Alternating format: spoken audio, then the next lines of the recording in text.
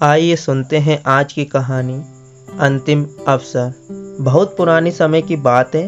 भारत के दक्षिण क्षेत्र में राजा चंद्रसेन राज्य करता था। उनके शासनकाल में हर कोई बहुत खुश था। प्रजा की सेवा करना राजा चंद्रसेन अपना कर्तव्य समझते थे, मगर संतानहीन होने के कारण वे बहुत उदास रहते थे। एक दिन बहुत ही पहुँचे हुए महात्मा राजमहल में पधारे। राजा चंद्रसेन ने स्वयं उनका सम्मान और स्वागत किया और अतिथि सत्कार किया और कहा, मुनिवर, अगर अतिथि सत्कार में कोई कमी रह गई हो तो क्षमा चाहूंगा। मुनिवर ने कहा, नहीं राजन, मैं तुम्हारे अतिथि सत्कार की भावना से बहुत खुश हूँ। जब महात्मा वहाँ से जाने लगे तो राजा उन्हें महल के मुख्य द्वार तक स्वयं छोड़ने आए। तब मुनिवर ने राजा से पूछा कि राजन, मैं तुम्हें देख रहा हूँ, तुम बहुत उदास रहते हो, जबकि अपने राज्य की खुशहाली को देखते हुए तुम्हें प्रसन्न रहना चाहिए। राजा ने कहा, मुनिवर, बात ही कुछ ऐसी है। मुनिवर ने कहा, निसंकोच कहो राजन, कि क्या कारण है जिसने तुम जैसे प्रतापी राजा को उदास कर रखा है। महात्मा के पूछने पर राजा ने संतानहीनता का दुख कह सुनाया। राजा बोला, अब आप ही बताइए मुनिवर, मेरे बाद क्या मेरे वंश का खात्मा नहीं हो जाएगा? राजगद्दी का उत्तराधिकारी कौन बनेगा? महात्मा बोले, समस्या काफी गंभीर है, पर इस समस्या का एक उपाय है। यह सुन राजा के चेहरे पर प्रसन्नता के भाव दिखाई दिए। सच? क्या मुझे संतान सुख की प्राप्ति हो सकती है? महात्मा बोले, हाँ, उपाय बहुत कठिन है। राजा बोला, मैं हर उपाय को करने के लिए तैयार हूँ मुनिवर। कृपया आप बताइए, मैं किस प्रकार संतान सुख प्राप्त कर सकता हूँ? राजा की उत्सुकता पर महात्मा मुस्कुराए और बोले, राजन, तुम्हारी इच्छा की पूर्ति किसी के त्याग पर निर्भर है। मैं समझा नहीं मुनिवर, राजा ने कहा। फिर मुनिवर बोले, सुनो राजन, यदि कोई माँ स्वेच्छा से अपने किशोरी बेटे की बलि माँ काली के चरणों में चढ़ा दे तो तुम्हें संतान प्राप्त हो सकती है। राजा सोचने लगा कि क्या एक माँ अपने बेटे की बलि दे सकेगी? ऐसा करना संभव नहीं लगता था। मुनिवर बोले, तुम्हारी प्रजा तुमसे बहुत प्यार करती है। एक माँ अवश्य ऐसी होगी जो तुम्हारी खुशी की खातिर अपने पुत्र की बलि दे दे। यह कहकर महात्मा राजमहल से प्रस्थान कर गए। महात्मा के चले जाने के बाद राजा ने शहर भर में ढिंढोरा पिटवाया। राजा के प्रजाजनों, सुनो सुनो, राजा का एक महत्वपूर्ण संदेश। जो माँ अपने किशोर बेटे की बलि देने को सहज तैयार होगी, उसे राजा चंद्रसेन 1000 स्वर्ण मुद्राएं देंगे। राज्य में एक ऐसा परिवार भी था जिसमें एक बूढ़ी माँ के अलावा उसके 3 बेटे भी रहते थे। 2 बेटे जो दिन रात मेहनत करते थे तथा उनके धन से ही घर का गुजारा चलता था, मगर तीसरा बेटा कुछ कमाता नहीं था। वह सिर्फ भगवान की भक्ति में लीन रहता था। बड़ा बेटा माँ से बोला, माँ, राजा का संदेश सुना, क्या ख्याल है? माँ बोली, ख्याल किस बारे में? बेटा बोला, 1000 स्वर्ण मुद्राओं के बारे में माँ। अगर 1000 स्वर्ण मुद्राएं हमें मिल जाए तो हमारी दरिद्रता जिंदगी भर के लिए दूर हो जाएगी। माँ बोली, ये तो सही है, पर वे 1000 स्वर्ण मुद्राएं हमें मिलेगी कैसे? बेटा बोला, माँ, अगर तुम चाहो तो आसानी से मिल सकती है। माँ बोली, वो कैसे? सबसे बड़े बेटे ने अपने छोटे भाई की ओर संकेत करते हुए कहा, छोटू की बलि चढ़ाकर। उसका सुझाव सुनकर माँ का हृदय विचलित हो उठा। बेटा बोला, सुनो माँ, कमाते हम दोनों भाई हैं। वह निकट्टू तो कुछ करता धरता नहीं है, मुफ्त की रोटियां तोड़ता है। फिर हम दोनों की जी तोड़ मेहनत करने के बावजूद भी गुजारा मुश्किल से ही चल पाता है। माँ, तुम स्वेच्छा से उसकी बलि दे दो। इस प्रकार तुम एक तरह से अपने प्रिय राजा के प्रति अपना कर्तव्य भी निभा सकोगी और दूसरी तरफ 1000 स्वर्ण मुद्राएं हमारी दरिद्रता भी दूर करेंगी। बोलो माँ, क्या ख्याल है? अगर मगर छोड़ो माँ, वैसे भी उस निकट्टू को इससे ज्यादा सम्मान की मौत नहीं मिलने वाली। वह मरकर भी अमर हो जाएगा, तुम्हारा सम्मान भी राज्य में बढ़ जाएगा और राजा कृतज्ञ हो उठेंगे। दोनों भाइयों ने अपनी चापलूसी से माँ को बहला फुसलाकर आखिरकार मना ही लिया। माँ बोली, ठीक है, जैसा तुम उचित समझो। यह सुनकर दोनों भाई बहुत खुश हो गए। सबसे छोटा बेटा यानी छोटू पर्दे के पीछे से अपने खिलाफ रचे जा रहे इस षड्यंत्र के बारे में सुन रहा था तो वह सोचने लगा कि माता जी भी कुमाता हो गई, पर मुझे अपने भगवान पर पूर्ण भरोसा है। छोटू शिव भक्त था, उसे अपनी भक्ति पर पूरा विश्वास था। उसे यकीन था कि भगवान उसका अहित नहीं होने देंगे।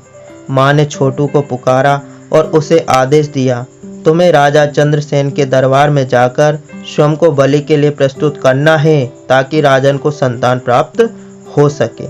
छोटू बोला, जो आज्ञा माँ। उसके दोनों बड़े भाई भी वहां उपस्थित थे। उनके चेहरों पर मुस्कान आ गई। छोटू बोला, माँ मुझे आशीर्वाद दो, मैं दरबार में जा रहा हूँ। दोनों भाई सोचने लगे, शुक्र है बला टली और 1000 स्वर्ण मुद्राएं भी मिल जाएंगी। छोटू माँ से आज्ञा लेकर राज दरबार में जा पहुंचा और बोला, मेरी जननी ने मुझे सहर्ष बलि के लिए प्रस्तुत किया है राजन। राजा बोला, ओह धन्य है वे जननी। माँ काली के मंदिर में बलि की तैयारी होने लगी। छोटू निडर सा खड़ा था। उसके चेहरे पर मृत्यु का तनिक भी भय नहीं था। इसका कारण था उसकी शिव भक्ति। राजा चंद्रसेन बालक की निडरता से बहुत प्रभावित हुए और बोले, बेटा तुम्हारी कोई अंतिम इच्छा हो तो बता दो। छोटू बोला, राजन मुझे 3 बोरी रेत चाहिए और 10 मिनट का समय चाहिए। क्या मेरी यह अंतिम इच्छा पूर्ण होगी? अवश्य बेटा। राजा ने तुरंत आदेश देकर 3 बोरियां रेत की मंगवा ली। छोटू ने तीनों बोरियों की रेत की 3 ढेरियां लगा दी। इस प्रकार न जाने वे कौन सा करतब दिखाने वाला था। सभी आश्चर्य से उसे देखने लगे। छोटू रेत की पहली ढेरी के पास आया। उसने रेत की ढेरी को हाथ जोड़े, फिर साष्टांग प्रणाम किया, फिर उस रेत की ढेरी को पांव की ठोकर मारकर बिखेर दिया।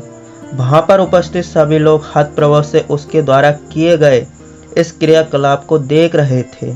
बिल्कुल उसी प्रकार का व्यवहार उसने रेत की दूसरी ढेरी के साथ किया। हाथ जोड़े, साष्टांग प्रणाम किया, फिर ठोकर मारकर रेत के ढेर को भी बिखेर दिया। सब उसे हैरानी से देखते रहे, पर उसे किसी ने भी टोका नहीं। जब वे 2 ढेरियां बिखर गई, तब उसने तीसरी ढेरी की तरफ बहुत ही आदर के साथ देखा। फिर वह राजा चंद्रसेन की तरफ आया। बगैर किसी आदर के भाव दर्शाए बोला, राजन मेरी मृत्यु के पश्चात इस तीसरी रेत की ढेरी को आप स्वयं ही ठोकर मारकर बिखेर देना। आपने मेरी अंतिम इच्छा की पूर्ति की। राजन इसके लिए धन्यवाद। अब मैं अपने आप को बलि के लिए प्रस्तुत करता हूँ। मेरा शीश हाजिर है। राजा छोटू की विचित्र क्रियाओं पर स्वयं भी हतप्रभ थे। वे पूछ ही बैठे, हे बालक, क्या तुम बताओगे कि अभी जो तुमने रेत की 2 ढेरियों को ठोकर लगाई उसका क्या कारण था? तीसरी ढेरी को मेरे द्वारा ठोकर लगाकर बिखेरने को क्यों कह रहे हो? छोटू बोला, आप ये सब जानकर क्या करेंगे? आपको दुख होगा। राजा ने कहा, फिर भी हम जानना चाहेंगे बालक, हमें इसका कारण समझाओ। छोटू को बताना पड़ा। सुनो राजन, पहली रेत की ढेरी मेरी जननी, मेरी माँ थी। माँ का आदर करना हर बेटे का धर्म है। मैंने अपनी जननी को प्रणाम किया, लेकिन जब माता कुमाता हो जाए तो आदर किस काम का? इसलिए मैंने उससे नाता तोड़ माँ के रिश्ते को ठोकर मार दी। जो माँ अपने बेटे के वध के लिए तत्पर हो जाए उसे माँ कहलाने का कोई अधिकार नहीं। दूसरी रेत की ढेरी प्रतीक थी एक कर्तव्य परायण राजा की। राजा का धर्म है कि वह प्रत्येक प्रजाजन की सुरक्षा करे, उसको सुख से जीने का अधिकार दिलाए। लेकिन जो राजा अपने निजी स्वार्थ के लिए एक प्रजाजन की हत्या करने को तत्पर रहे, उसे प्रजा से सम्मान पाने का कोई अधिकार नहीं। वे एक राजा नहीं हो सकता। मैंने दूसरी रेत की ढेरी को लात मार के स्वार्थी राजा से प्रजा के रिश्ते को तोड़ दिया। तीसरी रेत की ढेरी प्रतीक है परमपिता परमेश्वर की। मैं इसे भगवान शिव का प्रतीक मानता हूँ। मुझे यकीन है कि भगवान शिव अपने भक्त की रक्षा अवश्य करेंगे। अगर ऐसा ना हुआ तो इसका यह अर्थ हुआ कि वह एक स्वार्थी राजा से हार गए। इसलिए मैंने आपसे प्रार्थना की थी कि उस ढेरी को ठोकर मारकर बिखेर दें और मनुष्य से भगवान का रिश्ता तोड़ दें। छोटू की विवेकपूर्ण दलीलें सुनकर सभी आश्चर्यचकित रह गए। राजा चंद्रसेन शर्म से पानी पानी हो गए। उन्हें स्वयं पर क्रोध आ रहा था कि वह प्रजा के प्रति अपने कर्तव्य से विमुख क्यों हो गए। उन्होंने छोटू के पांव पकड़ लिए और बोले, हे महान आत्मा, एक कर्तव्य विमुख राजा को क्षमा कर दें। छोटू बोला, राजन ये आप क्या कह रहे हैं? एक तुच्छ प्राणी को महान आत्मा कह रहे हैं। राजा बोले, जब तक तुम मुझे क्षमा नहीं करोगे तब तक मैं तुम्हारे पैर नहीं छोड़ूंगा। आखिर में छोटू को कहना ही पड़ा, क्षमा किया राजन। इसके बाद राजा ने विधिवत छोटू को गोद लेकर उसे अपना पुत्र बना लिया। राजा बोले, मैं उपस्थित प्रजाजनों के सम्मुख छोटू को अपना पुत्र स्वीकार करता हूँ तथा अपने राज्य का उत्तराधिकारी भी घोषित करता हूँ। तब राजा की जय जयकार होने लगी। इस प्रकार साधारण परिवार में जन्म लेने वाला छोटू अपनी योग्यता के बल पर भावी सम्राट घोषित हुआ और आगे चलकर वह एक विदूषक राजा बना।